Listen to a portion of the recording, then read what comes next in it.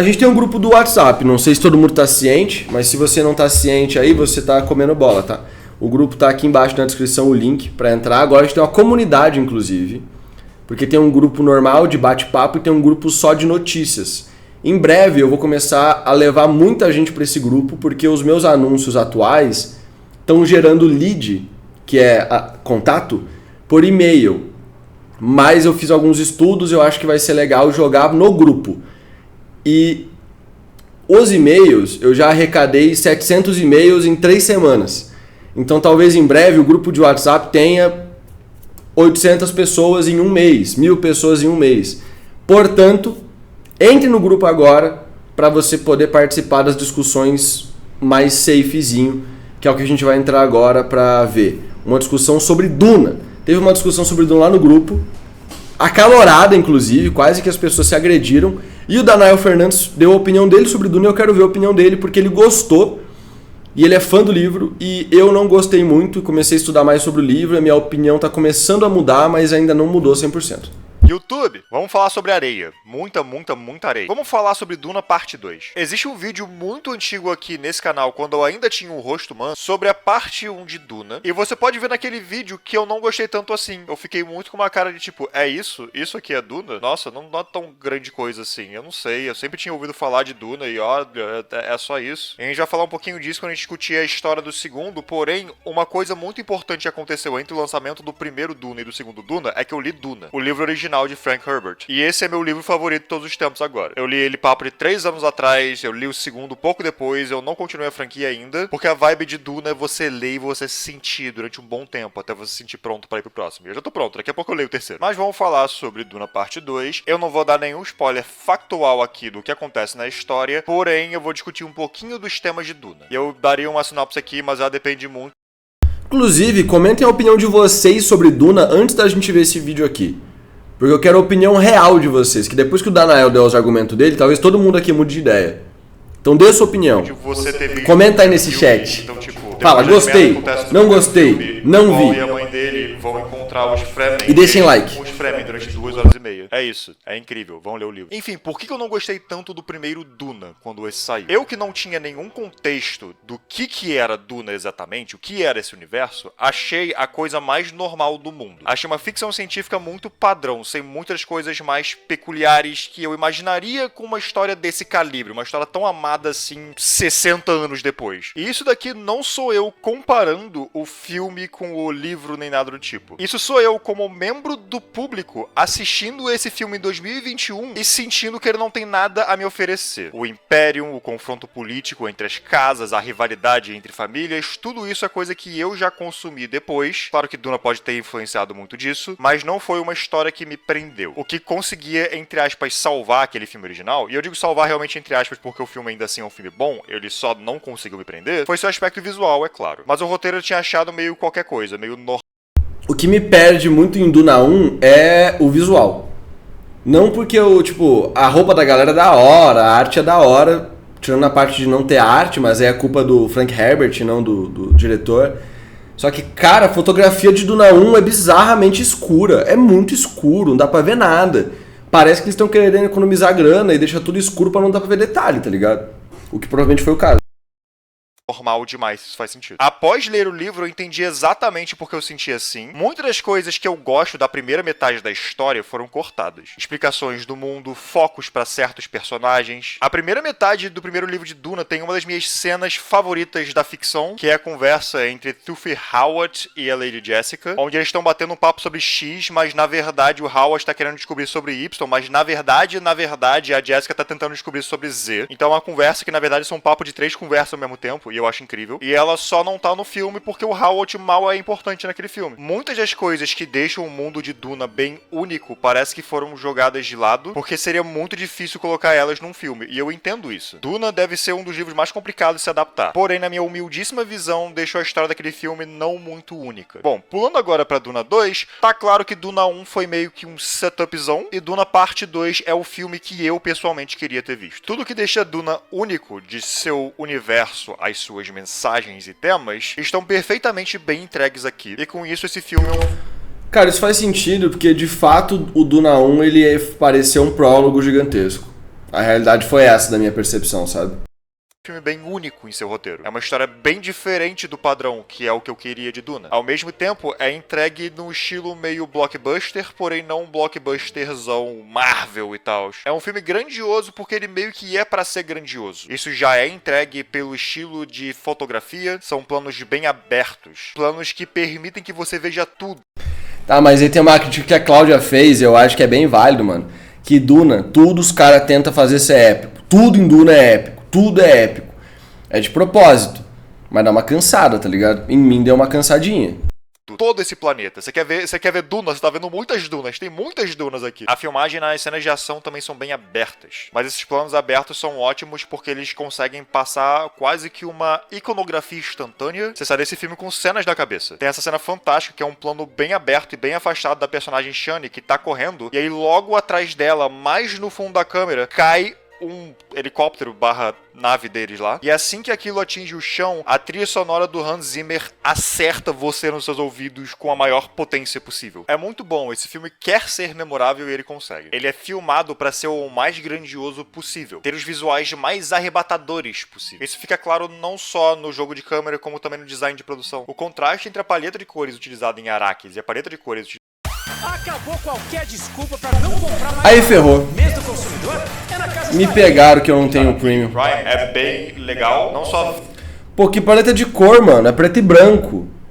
Aí é fácil de elogiar. Olha a paleta de cor. Um é amarelo, o outro é preto e branco. vende o conceito de que são dois planetas diferentes, com seus ecossistemas diferentes. E culto. Tá aí um BO que eu odeio em Duna foda. Eu até me confundi completamente nas palavras, mas eu odiei forte em Duna.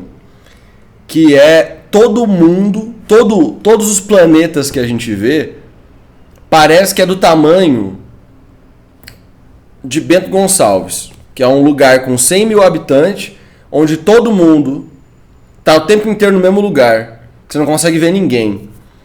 Uma das paradas mais bizarras lá da Arrakis, que é aquela cidade que acontece, que tem o palácio de Duna, né, do planeta Duna e tal, é que você não consegue entender como a vida funciona naquela cidade.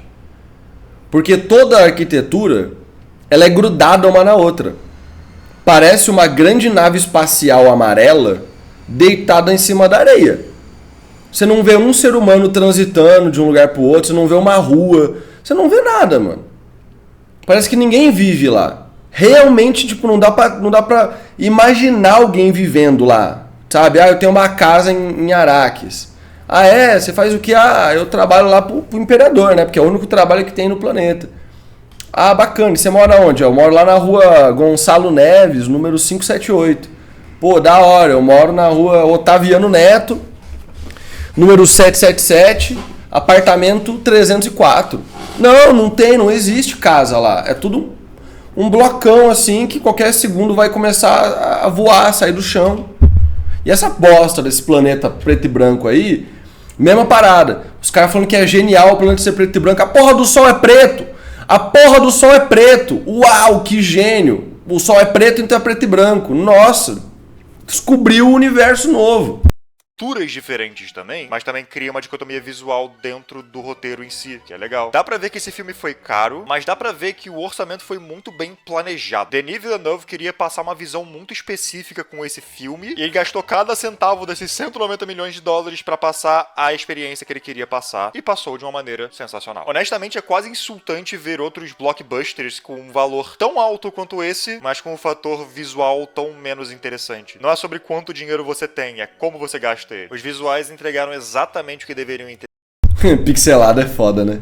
entregar, e eu acho até que melhor do que o primeiro filme, considerando que a segunda metade da história de Duna tem uns visuais mais interessantes no livro também. Eu adoro as imagens e a trilha sonora do livro, são muito boas. Mas como é que tá esse roteiro, então? Que eu falei que conseguiu me pegar porque pegou as partes de Duna que deixa Duna único? Bom, o lado mais místico de Duna, e com misticismo, entenda, drogas, tá bem entregue aqui. Além de conhecermos mais sobre Arrakis, e com isso temos cenas que são, de novo, extremamente memoráveis, quando as coisas ficam estranhas, e é do jeitinho certinho o que eu queria que fosse. O mundo de Duna é muito rico e muito peculiar. Eu acho que alguns desses aspectos foi entregue bem aqui. As visões, o efeito que Melange tem no corpo das pessoas, coisas que eu não senti que ficaram tão interessantes no primeiro filme e ficaram interessantes no segundo. Porém, uma questão de Duna é que eu ainda bato nessa tecla. É muito difícil adaptar essa história, e é mais difícil ainda adaptar essa história pra um filme que meio que quer que muitas pessoas vejam, certo? Então eles fizeram algumas mudanças, tanto na história quanto na maneira de apresentar essa história, e eu acho que essas mudanças foram boas. Foi uma boa adaptação pra uma nova forma de mídia. Duna, o livro, não parece ligar tanto assim pros seus personagens. É muito mais sobre o mundo e sobre a experiência que você está tendo lendo sobre esse mundo. Tanto que nos livros seguintes a gente começa a ter alguns time skip de tipo 1000 anos, 5000 anos, sei lá. Duna é a história de Arrakis, não é a história de Paul Atreides. Também é, mas você entendeu. Em um filme, tem os atores aqui, né? É muito mais fácil você conectar com uma pessoa do que com um conceito. Então os personagens são mais personagens aqui do que eles são no livro. Não dizendo que os personagens do livro são ruins, mas aqui você experiencia um desenvolvimento mais...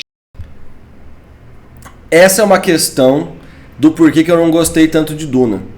Porque Duna, pra mim, parece um livro nichado pro público de sci-fi, fantasia, do mais nichadão que tem, aquele mais dentro, sabe? Pô, o cara fez sexo com o verme do deserto dentro. E aí algum maluco cheio do dinheiro falou, eu vou fazer esse livro ser um puta sucesso, porque eu preciso de um livro com essa história pra vender, porque tem um público-alvo aí querendo e eu vou vender. Só que ele só leu o livro 1. Aí quando contaram pra ele a história do livro 2, do livro 3, aí ele falou, eita porra, mas agora eu já gastei milhões. Eu vou ter que continuar gastando. Então aí até hoje gastando milhões, porque não tem uma legião de fãs de Duna. Não tem, não importa. Ah, Lucas, mas muita gente gosta. Faz um encontrão de fãs de Duna pra você ver quantas pessoas vai aparecer. Faz um encontrão de fãs de qualquer outra franquia que é hypada, que parece hypada no mesmo nível pra você ver quantas pessoas aparecem. Porque o negócio não foi feito pra ser de massa. Ele não foi feito pra ser de massa, mas alguém com muita grana fez ele ter um marketing muito grande, a marca Duna é muito grande, sem que ninguém saiba exatamente qual que é a história de Duna. E aí os caras têm que continuar ganhando dinheiro em cima dela, porque já gastaram tanto dinheiro, já tá pronto. Visual, mais palpável, e você sente que essas pessoas são pessoas. Tem até bastante humor nesse filme por causa do personagem do Stilgar. Caralho, irmão, o Paul levantou uma pedra, o Lisão na Algaíba. Eu acho que esse lado cômico funciona bastante não só pra trazer mais humanidade pra essa história, como também pra ajudar um certo ponto de virada. Uma certa coisa acontece, e aí você se lembra do que você tem estado rindo, ou pelo menos se divertindo no filme inteiro, e você fica tipo, ô caralho, eu achei que funcionou. Eu sei que foi uma decisão talvez um pouco controversa de trazer tanto humor pra um personagem que nos livros eu não me lembro de ter sido tão cômico assim, mas eu acho que deu certo. E como que funciona os temas de Duna dentro dessa história que está sendo contada de uma maneira mais cinematográfica e mais tradicional, mais acessível para um público em geral? Bom, como eu falei, eu ia discutir um pouquinho sobre os temas dessa história, e Duna, entre outras coisas, é sobre o poder que a fé e a religião têm, porém não de uma maneira estritamente positiva. Não é poder na fé na ideia de tipo, se tudo der errado, eu só preciso ter fé que está em Deus e está tudo certo. Não, é mais no conceito de manipular pessoas através da fé. Se alguém se apresentar como um Messias, se alguém se apresentar como um Salvador, e a sua visão...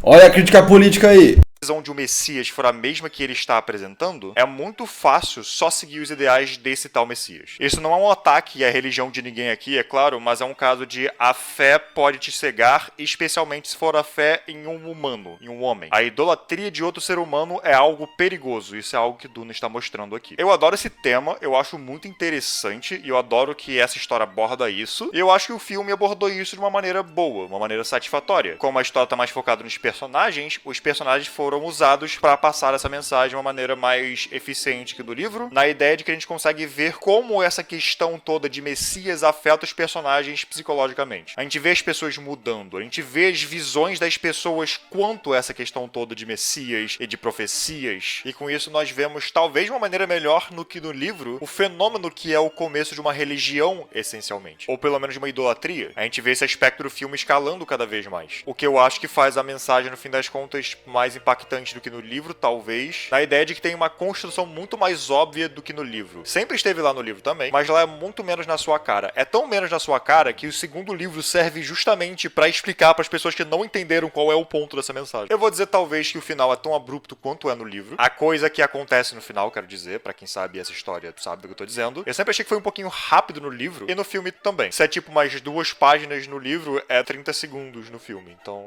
Mas não tem problema, eu não acho que a gente precisa ver o que acontece. A gente já sabe o que acontece. No final das contas, essa adaptação cinematográfica de Duna acabou me convencendo. Considerando que é meu livro favorito e com isso, por mais que eu tente divorciar o material original do que eu estou falando aqui, eu fico feliz de um ponto de vista pessoal que esse filme conseguiu me agradar pessoalmente. Coisa que, de novo, o primeiro não conseguiu fazer tão bem. E como o filme em si, eu achei fantástico. Tudo que ele queria fazer foi bem feito. E, de novo, a iconografia dele é meio loucura. É um estilo imediatamente reconhecível e você talvez saia do cinema com pelo menos algumas cenas ou alguns planos na sua cabeça. Eu tenho pelo menos uns 4. Mas e vocês? Digam aí, gostaram desse filme? Quem leu os livros gostou da adaptação?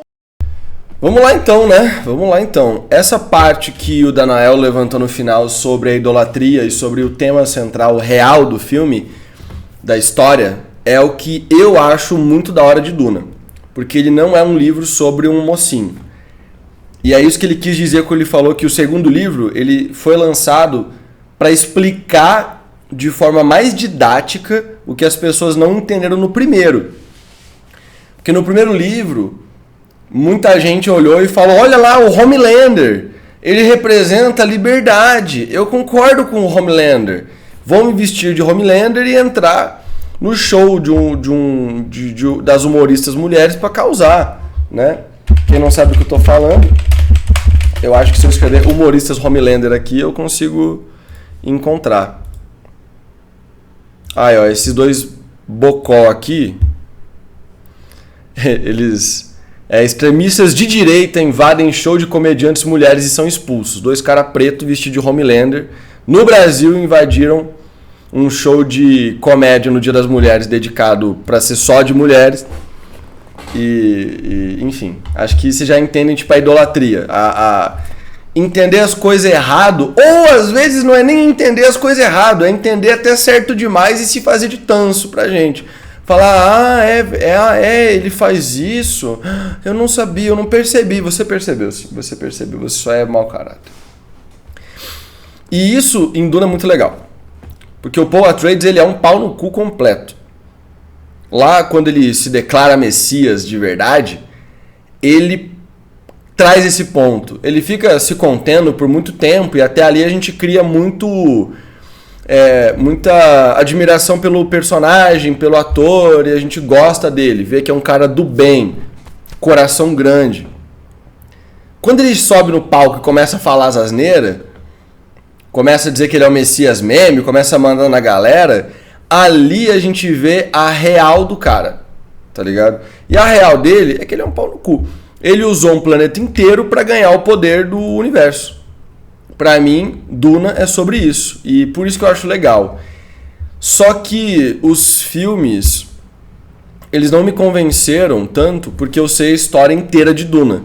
E eu acho a história inteira de Duna, o que eu falei, uma história criada para alimentar um nicho da fantasia, ou da ficção científica, mas é da fantasia, né, gente?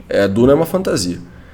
Da fantasia, que alguém botou dinheiro demais, a marca ficou muito valiosa, muito cara, porque muita grana em cima, e aí os caras estão lá fazendo, enquanto, daria, né, para investir em umas obras um pouco mais comerciais, para trabalhar para o público amplo e comercial.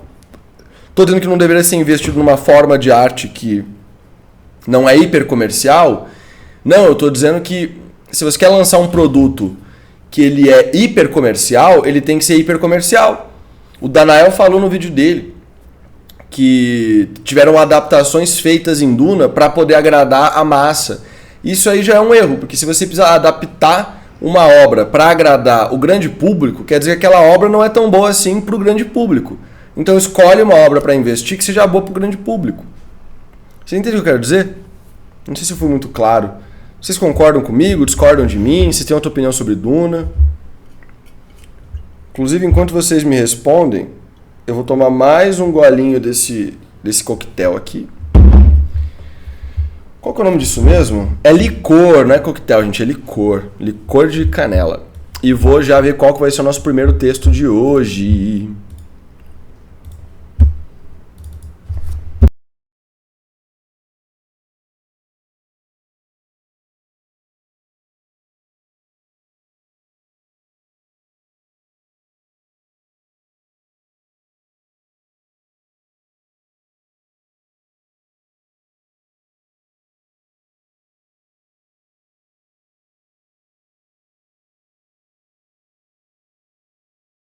Tô mutado, né? Desculpa. A gente vai ler hoje o projeto OA, com certeza. E a gente tem também 2 textos que foram enviados no dia 19, que eu quero ler. Um do Rodolfo e outro do Felipe Salomão. Então esses vão ser os 3 textos de hoje. Enfim, vocês concordam todo mundo comigo? Então é isso. Beijo aí pra quem tá assistindo em vídeo. Deixe os seus likes e bora!